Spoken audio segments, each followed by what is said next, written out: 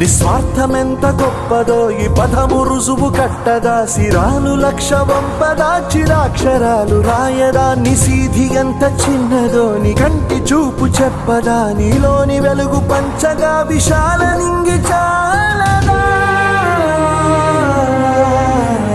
మనుష్యులందు నీ కథ మహర్షిలాగా సాగదా, మనుష్యులందు నీ కథ మహర్షిలాగా సాగదా.